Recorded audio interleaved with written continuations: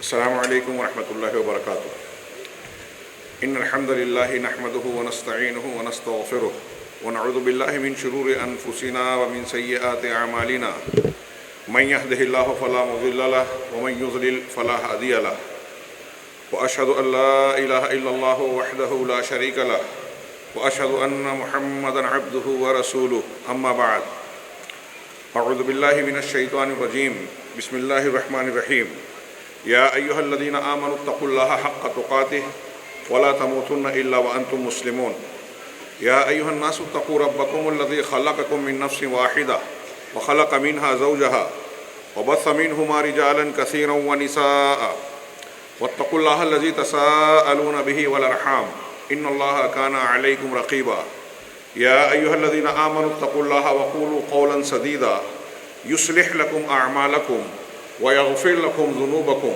ومن يطع الله ورسوله فقد فاز فوزا عظيما قال الله تبارك وتعالى في كلامه المجيد اعوذ بالله من الشيطان الرجيم بسم الله الرحمن الرحيم يا ايها الذين آمنوا كونوا قوامين بالقسط شهداء لله ولو على انفسكم او الاقربين او الوالدين او الاقربين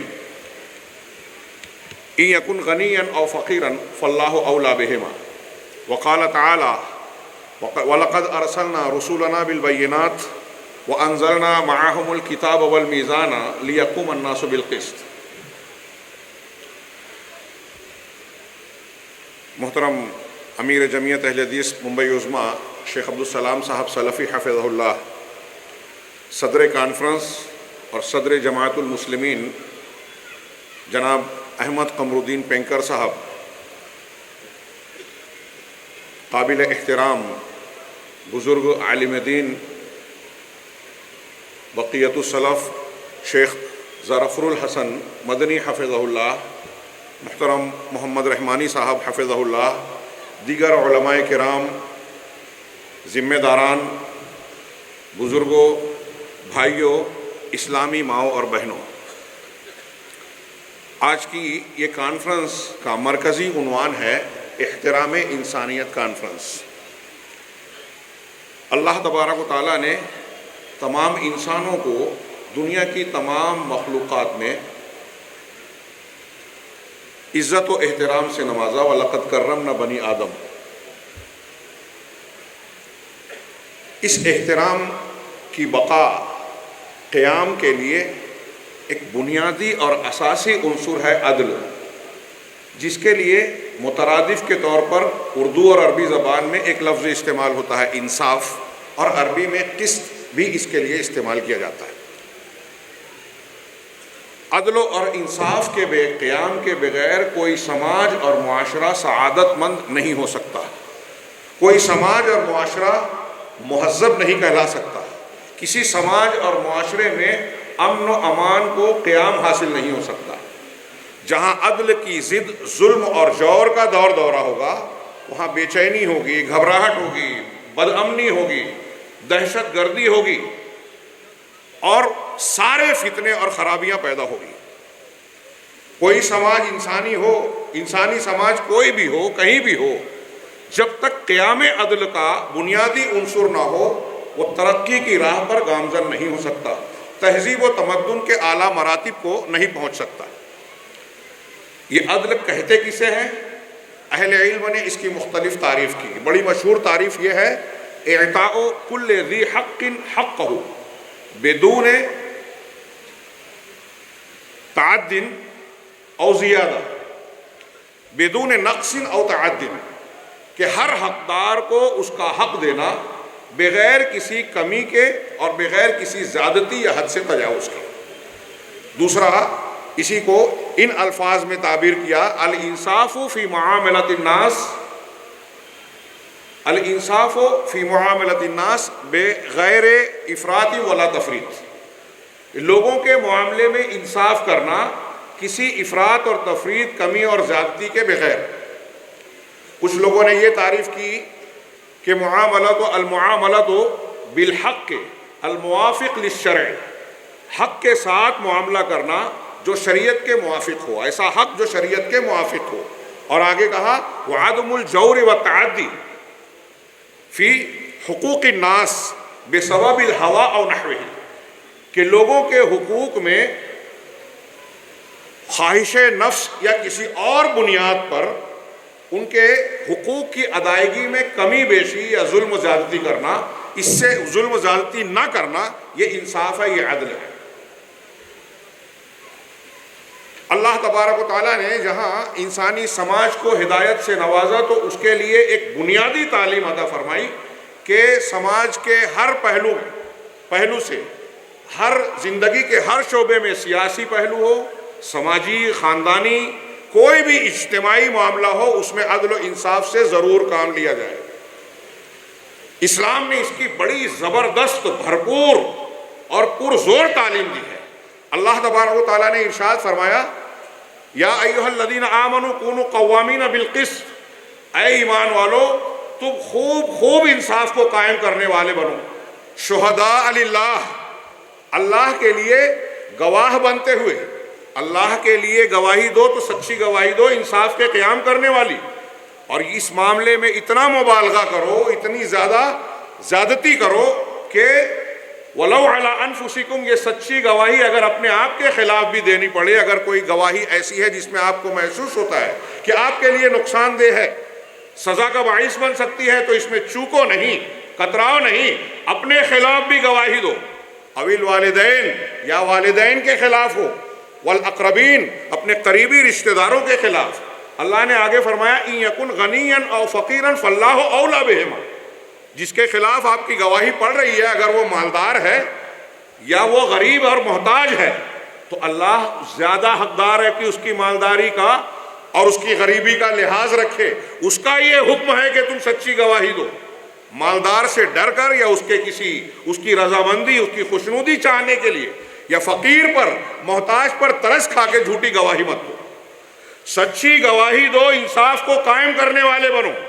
آگے اللہ تبارک و تعالیٰ نے کہا فَلَا تَتَّبِعُوا الْهَوَىٰ أَن تَعْدِلُوا، لہذا اللہ کے لیے یہ گواہی دینے والے بنو، دنیاوی مقاصد اور اغراض کے لیے نہیں، تو تم خواہش نفس کی پیروی نہ کرو، دنیا کا کوئی فائدہ ہو، نفس کی خواہشات ہو، انصاف اور علم کے مخالف کوئی گواہی ہو، ایسا نہ کرو کہ تم انصاف سے کترا جاؤ، ظلم کی طرف چلے جاؤ۔ وَإِن تَلْوُوا أَوْ تُعْرِضُوا فَإِنَّ اللَّهَ كَانَ بِمَا تَعْمَلُونَ خَبِيرًا، اگر تم بات کو لپیٹتے ہو، گواہی کو تبدیل کرتے ہو، کچھ لوگ چالاکی کرتے ہیں نا، کہ اگر پتہ چل رہا ہے کہ میرے رشتہ دار یا قریبی اور جو محبوب ہے اس کے خلاف گواہی پڑ رہی ہے، تو بات ایسی کرتے ہیں کہ سچی بات سمجھ میں بھی نہ آئے اور بات واضح بھی نہ ہو۔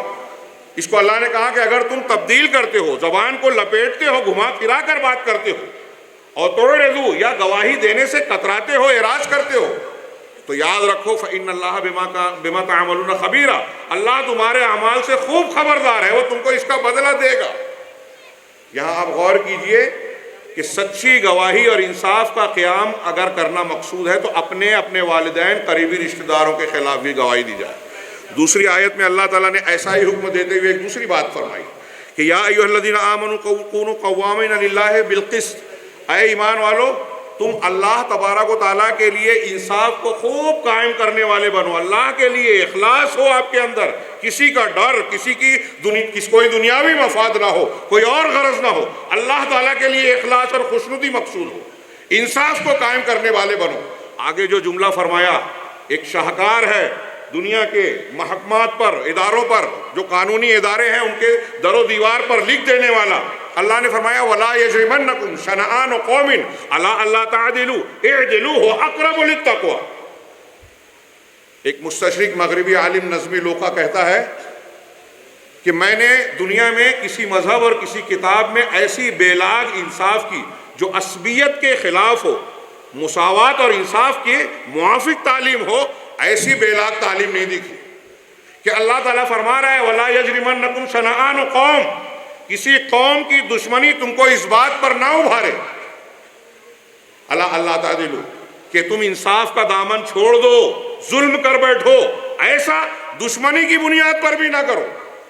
اگر کافر مشرک ہے جن سے دین کی بنیاد پر بغض، عناد اور ناپسندیدگی ہے بھی، تو اللہ تعالیٰ فرما رہا ہے کہ تم کو ان کی مخالفت اس بات پر نہ ابھارے، ان سے نفرت اس بات پر نہ ابھارے کہ انصاف کے خلاف چلے جاؤ، انصاف کا دامن ہاتھ سے چھوڑ دو۔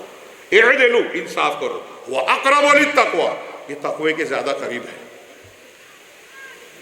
انصاف کی اہمیت کا اندازہ اس بات سے لگائیے، اللہ تبارک و تعالیٰ نے ارشاد فرمایا وَلَقَدْ أَرْسَلْنَا رُسُلَنَا بِالْبَيِّنَاتِ، ہم نے اپنے رسولوں کو واضح دلیلوں اور بینات، معجزات کے ذریعے بھیجا، وہ دلیلیں دے کر بھیجا۔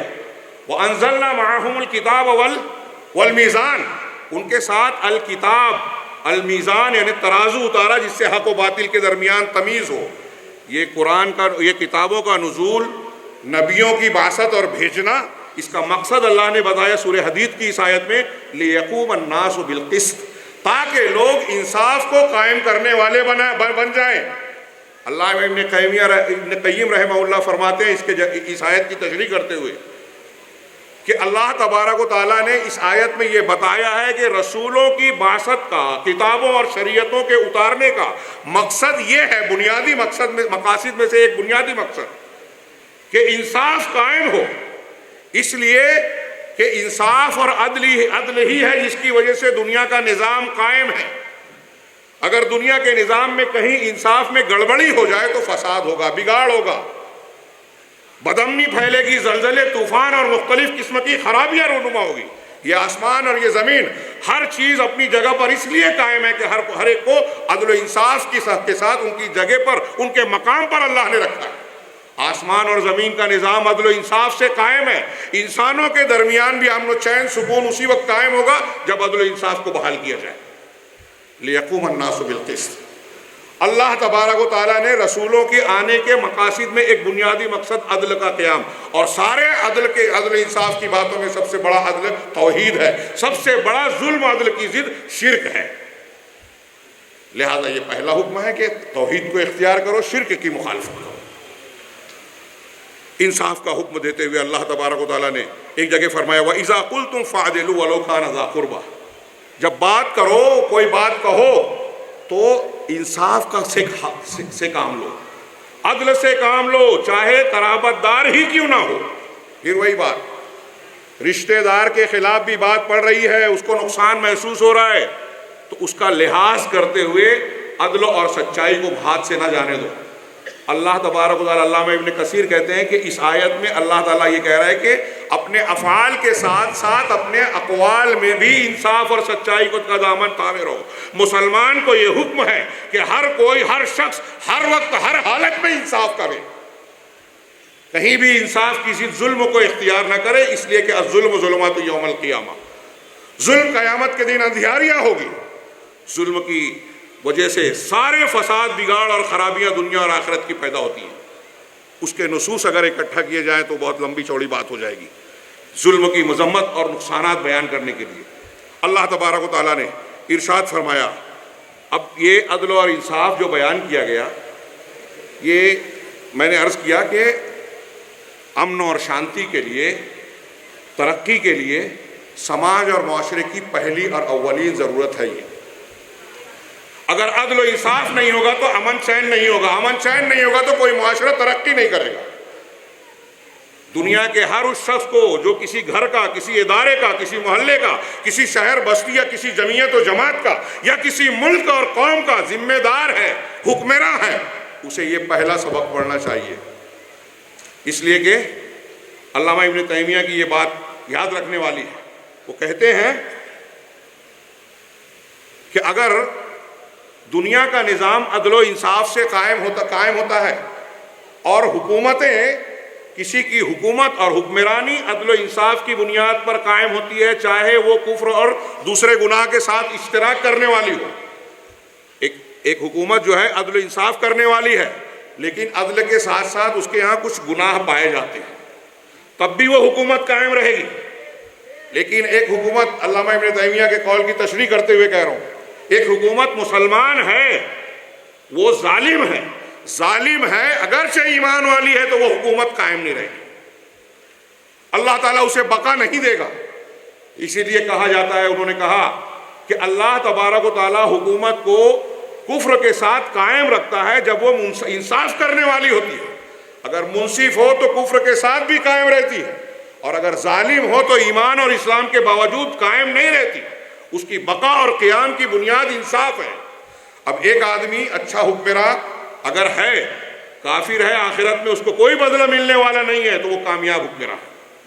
اور ایک آدمی اگر انصاف سے کام نہیں لیتا تو اگرچہ وہ مسلمان ہے اور آخرت میں اس کے ایمان و اسلام کی وجہ سے اس کو اجر و ثواب ملنے والا ہے، لیکن اس کی حکومت قائم نہیں رہے گی. یہ تاریخ کا بھی بار بار دہرایا ہوا سبق ہے.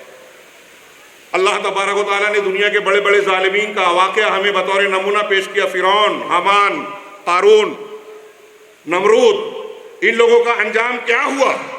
کسی ظالم کو کبھی بقا نہیں ملی. اس کے بالمقابل اللہ کے رسول صلی اللہ علیہ وسلم کو جب یہ تعلیمات ملی تو آپ کی حیات طیبہ، سیرت مبارکہ دیکھیے کہ آپ کس قدر شدید انداز میں انصاف کو قائم کرنے والے تھے. زندگی کے ہر شعبے میں آپ دیکھیے کہ شریعت کے جتنے بھی احکامات ہیں اس میں انصاف اور عدل کا لحاظ کیا گیا ہے. کسی جنس کا، رنگ کا، کسی زبان کا، علاقے کا کوئی فرق نہیں ہے. نماز، روزہ، حج، زکوٰۃ، شریعت کے جتنے بھی احکامات ہیں، حدود کا نفاذ اور سزائیں ہیں، وہ تمام لوگوں کے لیے یکساں ہیں. مرد اور خواتین ہو، کسی قوم اور علاقے کے بسنے والے لوگ ہوں، اس میں کوئی تمیز نہیں. یہ انصاف عدل اور مساوات قریب قریب ہے. مساوات کی تعریف کرتے ہیں کہ جنس، رنگ یا کسی اور بنیاد پر جو انسان کی اپنی کمائی ہوئی صلاحیت نہیں ہے، قدرتی طور سے ہے، ایک آدمی گورا ہے، ایک آدمی کالا ہے، ایک آدمی ہندوستانی ہے، ایک عربی ہے، ایک فلاں اور فلاں کا جگہ کا رہنے والا ہے، کسی نسل اور طبقے کا رہنے والا ہے، اس بنیاد پر اس کے حقوق اور واجبات کے سلسلے میں تفریق نہ کی جائے، بھید بھاؤ نہ کیا جائے، کوئی عصبیت نہ کی جائے. اور عدل اور مساوات ایک دوسرے سے جڑے ہوئے ہیں، کبھی کبھی ایک دوسرے کے معنی میں بھی استعمال ہوتے ہیں. اللہ کے نبی صلی اللہ علیہ وسلم نے زندگی کے تمام شعبوں میں عدل و انصاف کی انتہائی زبردست تعلیم دی. میں صرف مثال دوں، وقت بہت محدود ہے، کہ آپ دیکھیں کہ گھر کے اندر اولاد ہے، ایک سے زیادہ اگر اولاد ہے، یہاں اللہ کے نبی صلی اللہ علیہ وسلم قرآن و حدیث کی تعلیم ہے کہ انصاف سے کام لیا جائے.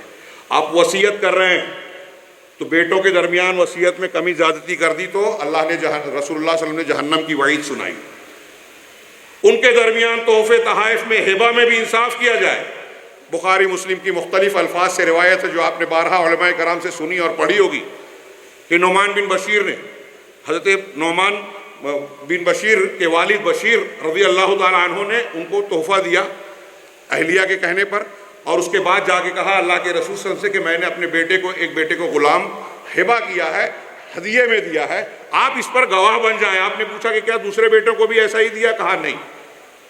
قال فلا تشہدنی، آپ نے کہا مجھے گواہ نہ بناؤ. فإنی لا أشہد علی الجور، میں ظلم پر گواہی نہیں دے سکتا، گواہ نہیں بن سکتا. اولاد میں گواہی ہو، ایک سے زیادہ اگر کسی کی بیوی ہے تو نبی کریم صلی اللہ علیہ وسلم کا یہ ارشاد ہمیں رہنمائی کرتا ہے، من کانت لہ امرأتان فمال الی احداہما، جس کی دو بیویاں ہوں اور دونوں میں سے ایک کی طرف وہ مائل ہو جائے، یعنی ایک کے ساتھ اچھا سلوک کرتا ہے، دوسرے کے ساتھ بدسلوکی، ایک کے حقوق ادا کرتا ہے، دوسرے کے حقوق میں حق تلفی کرتا ہے، تو اللہ کے رسول ہونا جاء یوم القیامہ وشقہ مائل، سنن ابی داؤد وغیرہ کی صحیح حدیث ہے کہ قیامت کے دن ایسا ہوگا کہ اس کا ایک پہلو جھکا ہوا ہوگا. یہ لوگوں کے سامنے اعلان ہوگا کہ یہ ظالم آدمی تھا.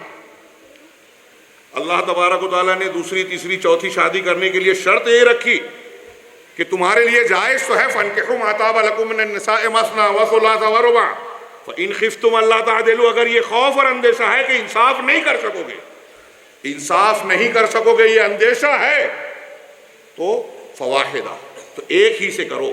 انصاف نہ کرنے کا اندیشہ ہے تو ایک سے زیادہ کی اجازت ختم ایسے آدمی کے لیے. اگر دو مسلمانوں میں جھگڑا ہو جائے، انما المؤمنون اخوہ فاصلحوا بین اخویکم فإن بغت احداہما علی الاخری فقاتلوا التی تبغی حتی تفیء الی امر اللہ. آخری جملہ جو میرا محل استشہاد ہے، فإن فاءت فاصلحوا بینہما بالعدل وَأَقْسِطُوا إِنَّ اللَّهَ يُحِبُّ الْمُقْسِطِينَ. دو مسلمان گروہوں میں جھگڑا ہو جائے تو اصلاح کر دو. ایک اگر بغاوت پر آمادہ ہے تو اس سے جنگ کرو، اصلاح کرنے کے لیے، ملانے کے لیے. ہمارے ہاں آج اس پر کوئی عمل کرنے کے لیے تیار نہیں. دوسروں کے پھٹے میں کیوں ہاتھ پیر ڈالیں، یہ کہتے ہیں. ان کے درمیان ملانے کے لیے جنگ کرو اس سے، باغی گروہ سے۔ اب اگر وہ تیار ہو جاتی ہے، واپس لوٹتی ہے، اللہ کے حکم کو ماننے کے لیے تیار ہے، تو فقاتلوا التی کیف ان فاءت کیا اگر وہ واپس لوٹتی ہے تو دونوں کے فاصلحوا بالعدل بینہما بالعدل، ان دونوں کے درمیان انصاف کے ساتھ فیصلہ کرو۔ ہمارے یہاں پنچایتوں میں لوگ بیٹھتے ہیں تو کہتے ہیں کہ قرآن حدیث یا حق حقوق ہم نہیں جانتے، مل لو، سمجھوتا کر لو، مانڈوالی کر لو، ہمارے یہاں کی زبان میں کہا جاتا ہے۔ یہ انصاف نہیں ہے، یہ فیصلہ نہیں ہے۔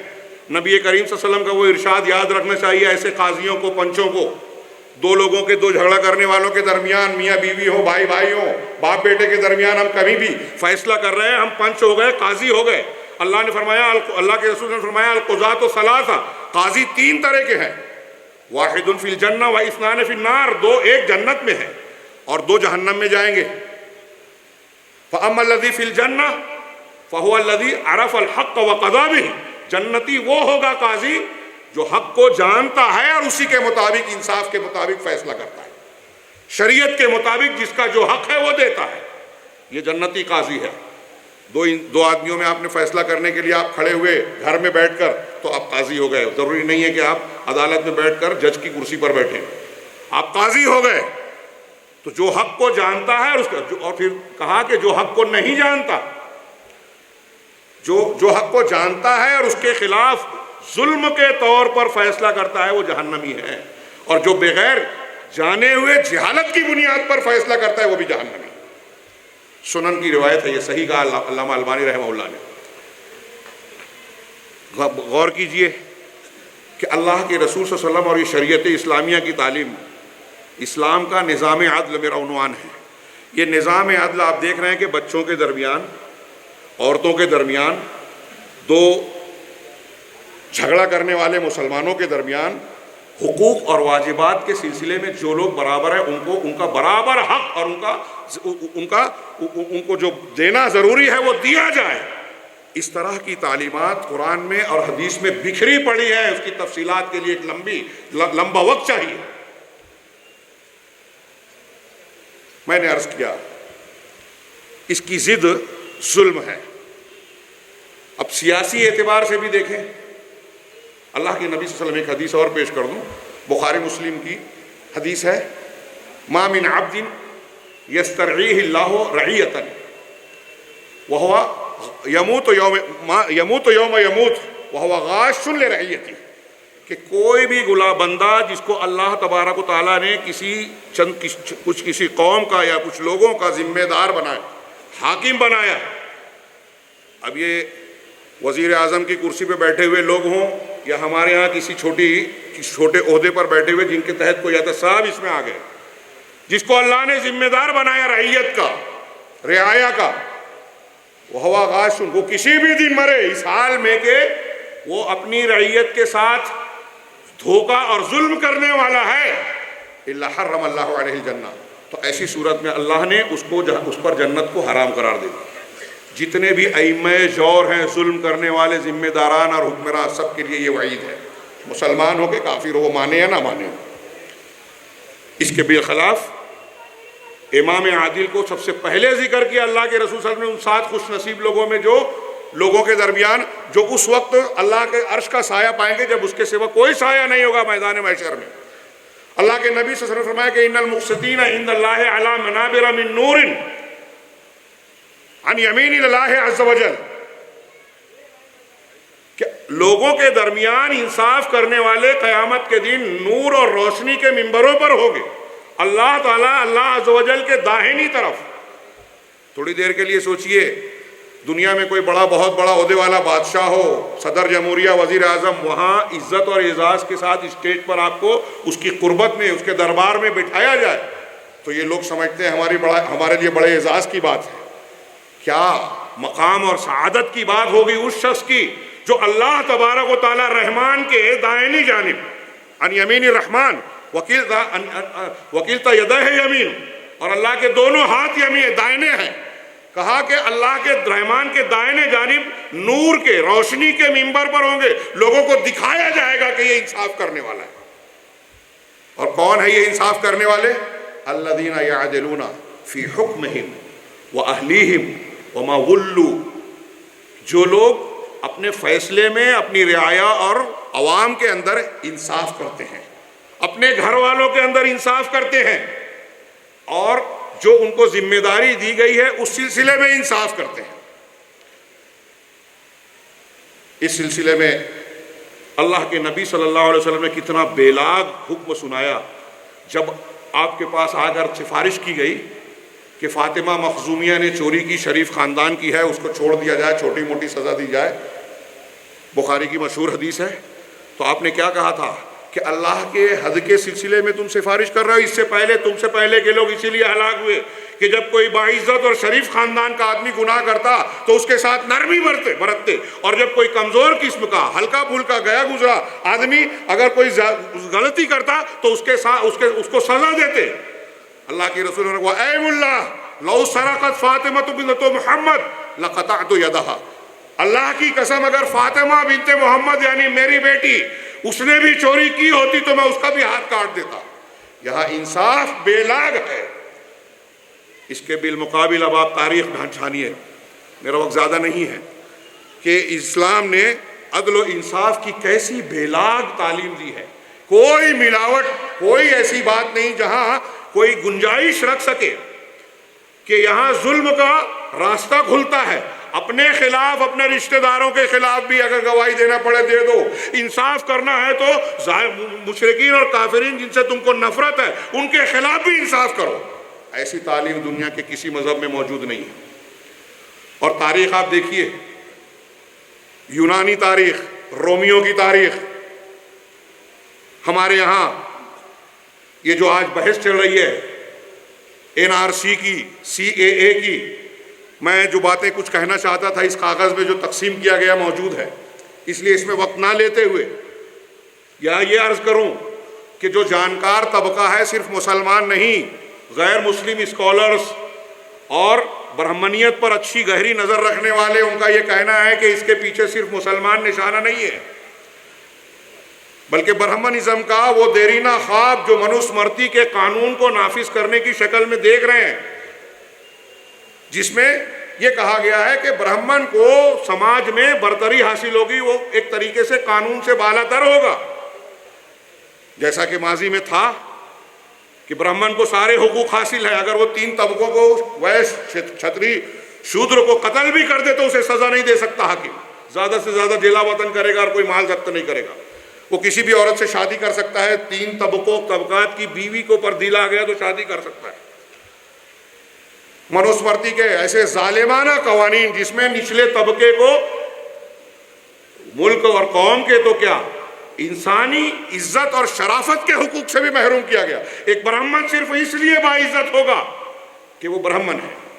منوسمرتی کی کتاب موجود ہے، آپ دیکھ سکتے ہیں، نیٹ پر ترجمہ بھی اس کا موجود ہے، اور اس کے ایسے ایسے قوانین ہیں کہ آج مہذب دنیا میں اسے وہ بیان بھی نہیں کرتے، اس لیے چور راستوں سے آ رہے ہیں کہ 1% دراندازوں کے نام پر پورے 99% کو کہہ رہے ہیں کہ آپ ہندوستانی ہونا ثابت کرو، نہیں ثابت کر پائے تو جو کمزور ہے۔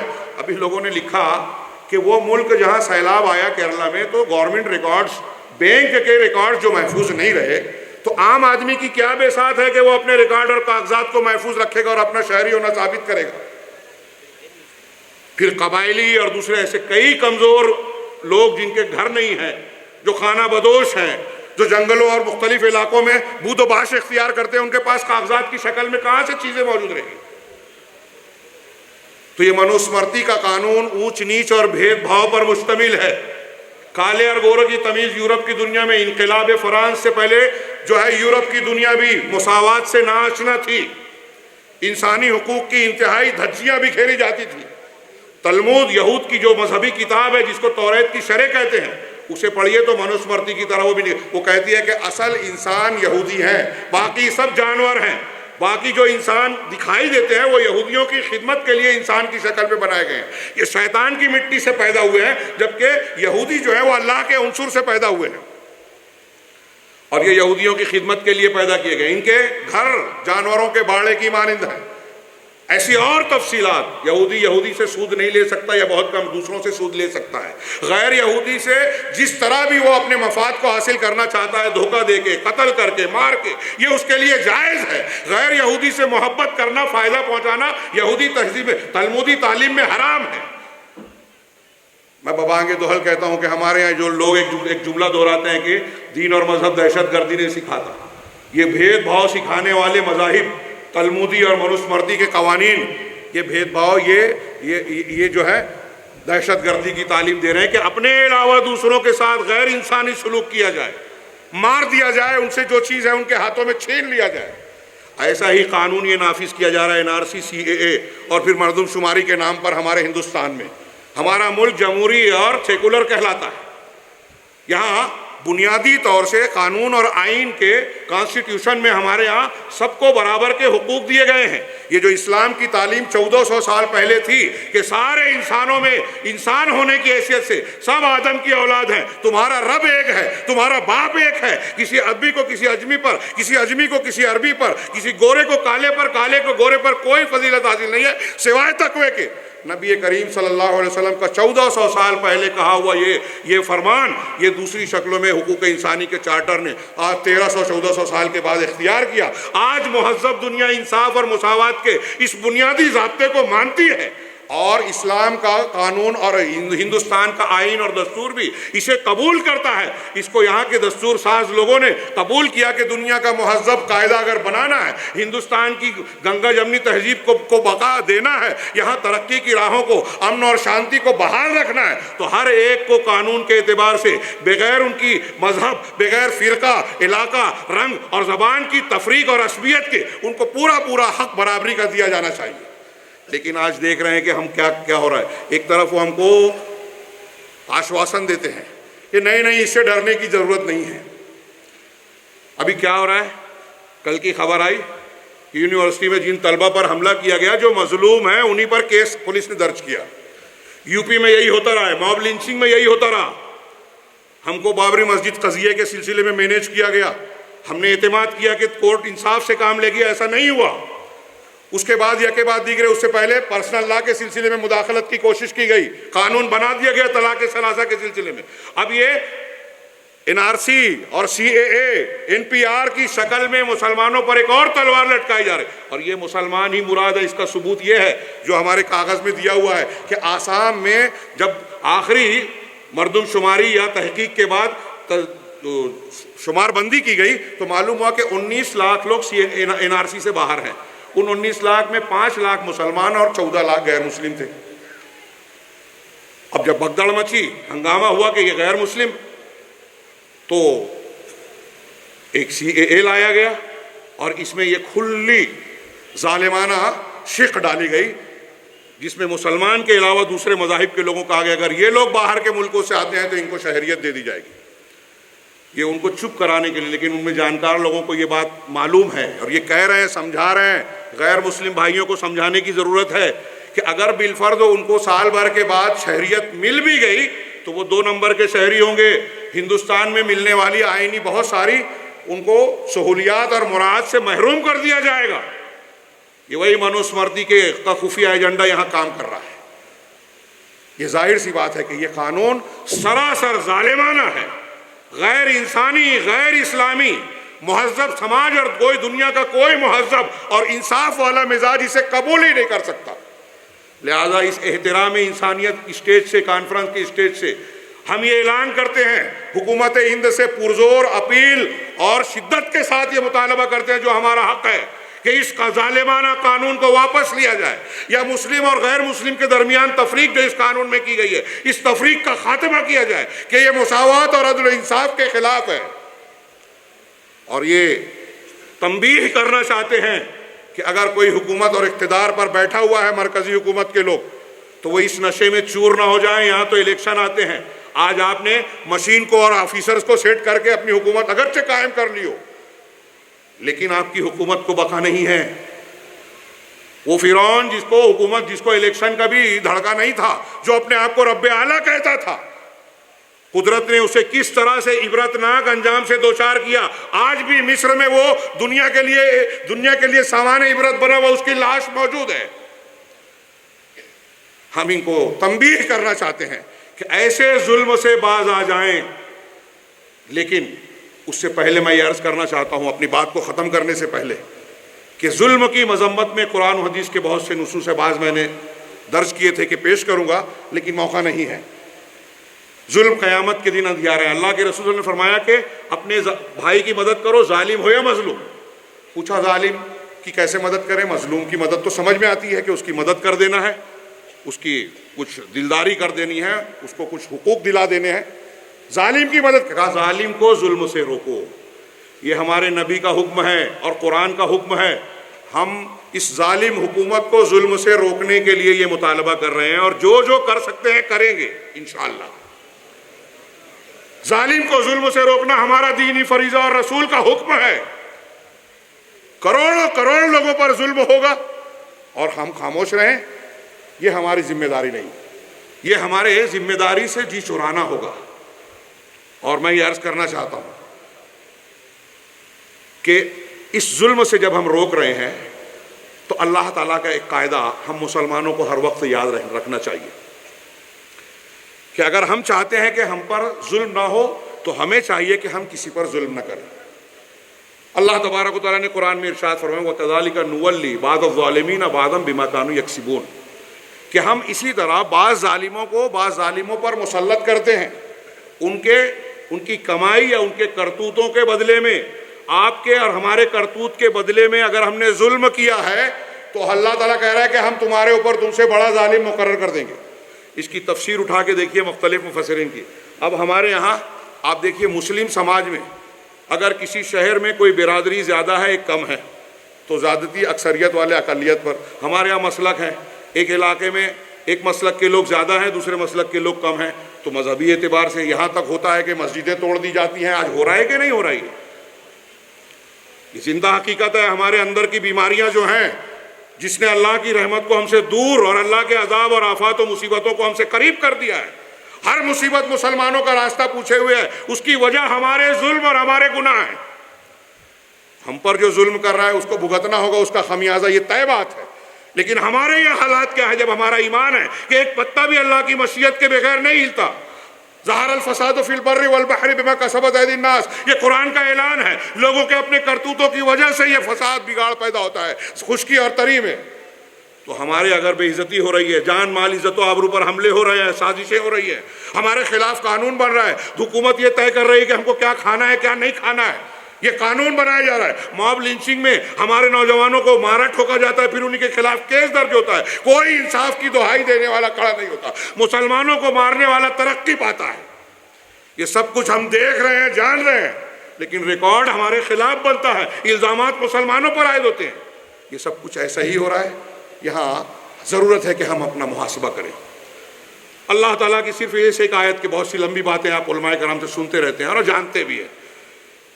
اب باپ اپنے بیٹے پر ظلم کر رہا ہے، شوہر اپنی بیوی پر اگر ظلم کر رہا ہے، ساس بہو پر، بہو ساس پر، مالک اپنے نوکر پر، مسجد کے ذمہ داران امام اور مؤذن پر، ادارے کے ذمہ داران علماء کرام، اساتذہ اور طلبہ پر، جو جس کے ماتحت ہے، اپنے سے کمزور اور نیچے کے لوگوں پر اگر ظلم کر رہا ہے تو اوپر اللہ تبارک و تعالیٰ ظالم کو مقرر ضرور کرے گا.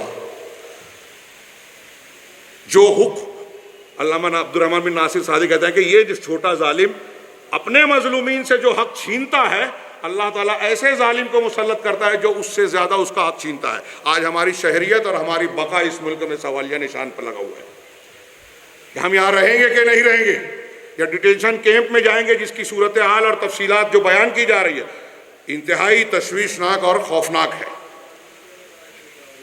ہماری اگلی نسلوں کی حفاظت اگر ہم چاہتے ہیں تو اس کے لیے مضبوط قلعہ ہے عدل و انصاف. ہم آپس میں جہاں ہم انصاف قائم کر سکتے ہیں، یہ NRC یا اس قسم کے جو مصیبتیں نا، اس سے بچنے کا ایک طریقہ یہ بھی ہے، اس کا تعلق ہمیں سمجھ میں نہیں آتا کہ ہم اپنے اعمال کو درست کریں، اپنے گھروں میں اصلاح کریں، دینی اسلامی تربیت کریں، اللہ تبارک و تعالیٰ کے اپنے آپ کو حوالے کریں، اس کے قوانین کے حوالے کریں. اللہ کی برکت آئے گی.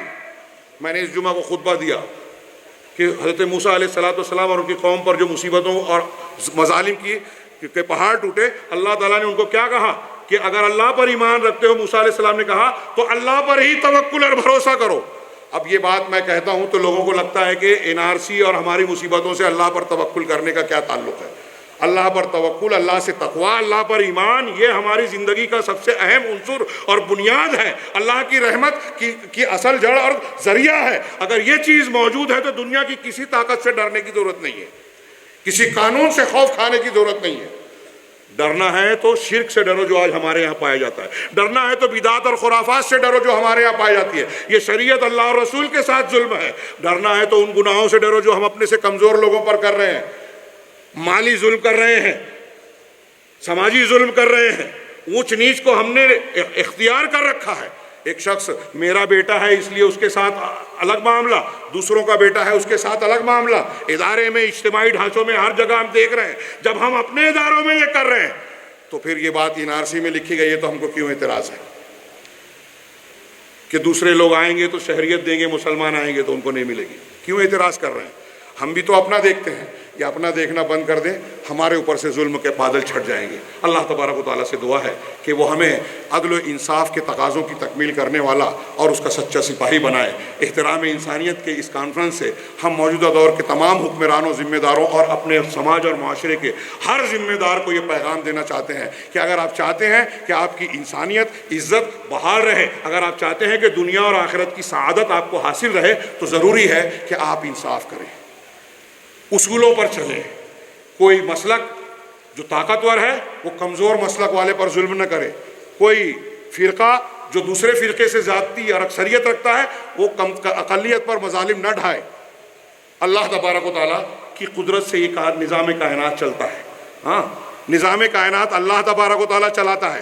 آپ ظلم کر لیں، اقتدار پا جائیں، دولت پا لیں، وسائل حاصل ہو جائیں تو آپ ایسے نہیں ہے کہ آپ پر پھر فتح حاصل نہیں کی جا سکتی، آپ کو زوال نہیں آئے گا۔ دنیا میں بڑے بڑے فراعنہ پیدا ہوئے، فرعون آئے، ظالمین آئے، لیکن ان کو تاریخ کے گرد و غبار میں کھو گئے۔ اللہ تبارک و تعالیٰ سے دعا ہے کہ ہمیں ہر معاملے میں خیر کی توفیق عطا فرمائے، انصاف کے تقاضوں کو پورا کرنے والا بنائے، ہر قسم کے ظلم سے ہمیں محفوظ رکھے۔ اقول قولی ھذا واستغفر اللہ لی ولکم وسائر المسلمین وصلی اللہ علی نبینا محمد۔